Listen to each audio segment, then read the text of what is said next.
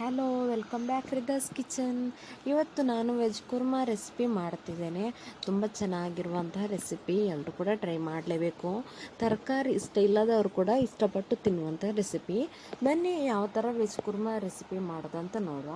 ಹಾಗೆಯೇ Ridas kitchen channel ನಿಮ್ಗೆ ಇಷ್ಟವಾದರೆ ಪ್ಲೀಸ್ ಸಬ್ಸ್ಕ್ರೈಬ್ ಮಾಡಿ ಹಾಗೂ ಪಕ್ಕದಲ್ಲಿರುವಂಥ ಬೆಲ್ ಬಟನ್ ಕ್ಲಿಕ್ ಮಾಡಿ ಆಲ್ ಅಂತ ಪ್ರೆಸ್ ಮಾಡಿ. ಆಗ ನಾನು ಹಾಕುವಂತೆಲ್ಲ ಹೊಸ ವೀಡಿಯೋಗಳ ನೋಟಿಫಿಕೇಷನ್ಗಳು ನಿಮಗೆ ತಲುಪುತ್ತದೆ. ಬನ್ನಿ ವಿಡಿಯೋಗೆ ಹೋಗೋಣ. ನಾನು ಇಲ್ಲಿ ಒಂದು ಕುಕ್ಕರ್ ತಗೊಂಡಿದ್ದೇನೆ. ನಾನು ಇವತ್ತು ಕುಕ್ಕರಲ್ಲಿ ಮಾಡ್ತಿರೋದು. ಅದಕ್ಕೆ ನಾನು ಅರ್ಧ ಕಪ್ಪಷ್ಟು ಆಲೂಗಡ್ಡೆಯನ್ನು ಹಾಕ್ತೇನೆ. ನೋಡಿ, ನಾನು ಈ ಥರ ಕಟ್ ಮಾಡ್ಕೊಂಡಿದ್ದೇನೆ. ಮತ್ತು 1 ಕಪ್ಪಷ್ಟು ಬೀನ್ಸ್ ಹಾಕ್ತಿದ್ದೇನೆ. ಮತ್ತು ಅರ್ಧ ಕಪ್ಪಷ್ಟು ಕ್ಯಾರೆಟ್ ಹಾಕ್ತಿದ್ದೇನೆ. ಈ ಥರ ಕಟ್ ಮಾಡ್ಕೊಂಡಿದ್ದೇನೆ. ಮತ್ತು ನಾನು 1 ಈರುಳ್ಳಿಯನ್ನು ಹಾಕ್ತಿದ್ದೇನೆ, ಈ ಥರ ಕಟ್ ಮಾಡಿ. ನಂತರ ಅರ್ಧ ಟೊಮೆಟೊವನ್ನು ಈ ಥರ ಕಟ್ ಮಾಡಿ ಹಾಕ್ತಿದ್ದೇನೆ. ನಂತರ ನೆನೆಸಿಟ್ಕೊಂಡಿರುವಂತಹ ಬಟಾಣಿ ಕಡಲೆ ಇದೆಯಲ್ಲ, ಅದನ್ನು ಕೂಡ ಹಾಕ್ತಿದ್ದೇನೆ. ನಂತರ ಎಷ್ಟು ಬೇಕೋ ಅಷ್ಟು ನೀರನ್ನು ಹಾಕ್ಕೊಳ್ಬೇಕು. ಅಂದರೆ ತರಕಾರಿ ಮುಳುಗೋ ತನಕ ಹಾಕ್ಕೊಂಡ್ರೆ ಸಾಕು ಸ್ವಲ್ಪ. ಮತ್ತು ರುಚಿಗೆ ತಕ್ಕಷ್ಟು ಉಪ್ಪನ್ನು ಹಾಕ್ಕೊಳ್ಬೇಕು. ನಂತರ ನಾವು ಅದನ್ನು 1 ವಿಸಲ್ ಬರೋ ತನಕ, ಒಂದು ಸರ್ತಿ ಕೂಗುತ್ತಲ್ಲ ಅಲ್ಲಿ ತನಕ ಬೇಯಿಸ್ಕೊಂಡ್ರೆ ಸಾಕು. 1 ವಿಸಲ್ ಸಾಕು, ಜಾಸ್ತಿ ಬೇಡ. ತರಕಾರಿ ಜಾಸ್ತಿ ಬೆಂದರೆ ಚೆನ್ನಾಗಾಗಲ್ಲ. 1 ವಿಸಲ್ ಕರೆಕ್ಟಾಗಿ ತರಕಾರಿ ಬೇಯುತ್ತೆ. ಅದನ್ನು 1 ವಿಸಲ್ ಬರುವಾಗೆ ನಾವು ಮುಚ್ಚಲಾಕಿ ಬೇಯಿಸ್ಕೊಳ್ಳುವ. ನಂತರ ನಾನು ಅದಕ್ಕೆ ಪೇಸ್ಟ್ ರೆಡಿ ಮಾಡ್ಕೊಳ್ತೇನೆ. ನಾನು ಇಲ್ಲಿ ಒಂದು ಮಿಕ್ಸಿ ಜಾರ್ ತಗೊಂಡಿದ್ದೇನೆ. ಆ ಮಿಕ್ಸಿ ಜಾರ್ಗೆ ನಾನು ಅರ್ಧ ಕಪ್ಪಷ್ಟು ತೆಂಗಿನಕಾಯಿ ತುರಿ ಹಾಕ್ತಿದ್ದೇನೆ ನೋಡಿ. ಮತ್ತು ನಾನು ಸ್ವಲ್ಪ ಶುಂಠಿ, ಸ್ವಲ್ಪ ಬೆಳ್ಳುಳ್ಳಿ ಹಾಕ್ತಿದ್ದೇನೆ. ಮತ್ತು ನಾನು 3 ಕಾಯಿಮೆಣಸು ಹಾಕ್ತಿದ್ದೇನೆ. 4 ಗೋಡಂಬಿ ಹಾಕ್ತಿದ್ದೇನೆ ನೋಡಿ. ನಾನು ನೆನೆಸಿಟ್ಟಿಲ್ಲ, ಹಾಗೇ ಹಾಕ್ತಿದ್ದೇನೆ 4.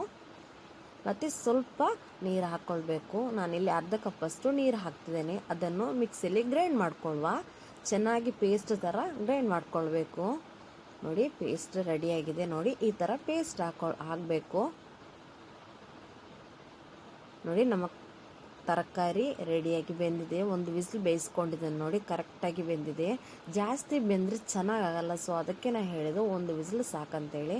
ನಂತರ ನಾವು ಒಗ್ಗರಣೆ ರೆಡಿ ಮಾಡ್ಕೊಳ್ಳೋಣ. ನಾನು ಇಲ್ಲಿ ಒಂದು ಪಾತ್ರೆ ತಗೊಂಡಿದ್ದೇನೆ. ಪಾತ್ರೆಗೆ ನಾನು 2 ಸ್ಪೂನಷ್ಟು ಆಯಿಲ್ ಹಾಕ್ತಿದ್ದೇನೆ, ಸನ್ಫ್ಲವರ್ ಆಯಿಲ್. ಮತ್ತು ನಾನು ಚಕ್ಕೆ ಲವಂಗ ಹಾಕ್ತಿದ್ದೇನೆ ನೋಡಿ.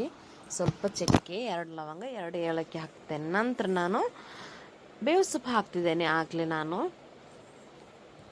ಸ್ವಲ್ಪ ಫ್ರೈ ಆದ ನಂತರ ಅದಕ್ಕೆ ನಾನು ಈ ತರಕಾರಿಯನ್ನೆಲ್ಲ ಹಾಕ್ತಿದ್ದೇನೆ ನೋಡಿ. ಬೇಯಿಸಿಟ್ಕೊಂಡಿರುವಂಥ ತರಕಾರಿಯನ್ನೆಲ್ಲ ಹಾಕಿ ಅದನ್ನು ಸ್ವಲ್ಪ ಮಿಕ್ಸ್ ಮಾಡ್ಕೊಳ್ಳುವ.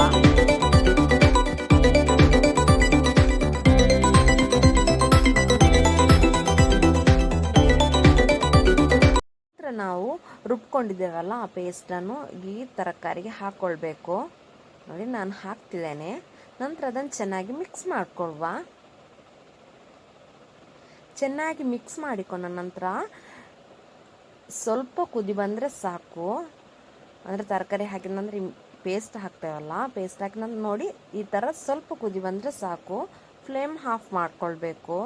ಜಾಸ್ತಿ ಕುದಿಸಬಾರ್ದು. ಯಾಕಂತ ಹೇಳಿದ್ರೆ ನಾವು ಕೋಕೋನಟ್ ತೆಂಗಿನಕಾಯಿ ತುರಿ ರುಬ್ಕೊಂಡಿದ್ದೇವಲ್ಲ, ಅದು ಹೊಡೆದೋಗೋ ಚಾನ್ಸಸ್ ತುಂಬ ಇರುತ್ತೆ. ಸೊ ಸ್ವಲ್ಪ ಕುದಿ ಬಂದರೆ ಸಾಕು ನೋಡಿ. ಫೈನಲ್ ಆಗಿ ನಾನು ಕೊತ್ತಂಬರಿ ಸೊಪ್ಪನ್ನು ಹಾಕ್ತಿದ್ದೇನೆ ನೋಡಿ. ನಮ್ಮ ಕುರ್ಮಾ ರೆಡಿಯಾಗಿದೆ ನೋಡಿ. ಇದನ್ನು ನಾನು ಒಂದು ಬೌಲಿಗೆ ಸರ್ವ್ ಮಾಡ್ತಿದ್ದೇನೆ. ಇಷ್ಟು ತಿಕ್ಕಲ್ಲಿದ್ದರೆ ತುಂಬ ಚೆನ್ನಾಗಾಗುತ್ತೆ. ಅಂದರೆ ಇಷ್ಟು ಗಟ್ಟಿಯಲ್ಲಿದ್ದರೆ ತುಂಬ ಚೆನ್ನಾಗಾಗುತ್ತೆ.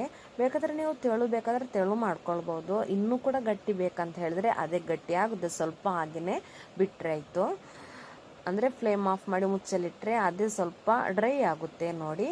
ತುಂಬ ಚೆನ್ನಾಗಾಗುತ್ತೆ. ಚಪಾತಿ, ಪರೋಟ ಮತ್ತು ದೋಸೆ, ಇಡ್ಲಿ, ಯಾವುದೇ ಒಂದು ಬ್ರೇಕ್ಫಾಸ್ಟಿಗೆ ಕೂಡ ತುಂಬ ಚೆನ್ನಾಗಾಗುತ್ತೆ. ಮತ್ತು ನಾವು ಗೀ ರೈಸ್ ಮಾಡ್ತೇವಲ್ಲ, ಆ ರೈಸಿಗೆ ಕೂಡ ತುಂಬ ಚೆನ್ನಾಗಾಗುತ್ತೆ. ಎಲ್ಲರೂ ಕೂಡ ಇದೇ ಥರ ಕುರ್ಮಾ ಮಾಡ್ತೀರಂತ ಅಂದ್ಕೊಳ್ತೇನೆ. ನಾನಿಲ್ಲಿ ಪರೋಟದ ಜೊತೆ ಕುರ್ಮಾ ತಿಂತಿದ್ದೇನೆ. ತುಂಬ ಚೆನ್ನಾಗಾಗುತ್ತೆ. ನೀವು ಕೂಡ ಇದೇ ರೀತಿ ವೆಜ್ ಕುರ್ಮಾ ಮಾಡಿ. ಈ ವಿಡಿಯೋ ನಿಮಗೆ ಇಷ್ಟವಾಗಿದೆ ಅಂತ ಅಂದ್ಕೊಳ್ತೇನೆ. ಈ ವಿಡಿಯೋ ನಿಮಗೆ ಇಷ್ಟವಾದರೆ ಲೈಕ್ ಮಾಡಿ, ಶೇರ್ ಮಾಡಿ, ಕಮೆಂಟ್ ಮಾಡಿ. ಹಾಗೂ ಯಾರೆಲ್ಲ ಹೊಸಬ್ರು ನೋಡ್ತಿದ್ದೀರಾ ಪ್ಲೀಸ್ ಸಬ್ಸ್ಕ್ರೈಬ್ ಮಾಡಿ. ಹಾಗೂ ಪಕ್ಕದಲ್ಲಿರುವಂತಹ ಬೆಲ್ ಬಟನನ್ನು ಕ್ಲಿಕ್ ಮಾಡಿ ಆಲ್ ಅಂತ ಪ್ರೆಸ್ ಮಾಡಿ. ಆಗ ನಾನು ಹಾಕುವಂತಹ ಎಲ್ಲ ಹೊಸ ವಿಡಿಯೋಗಳ ನೋಟಿಫಿಕೇಷನ್ಗಳು ನಿಮಗೆ ತಲುಪುತ್ತದೆ. Thank you for watching. Bye bye.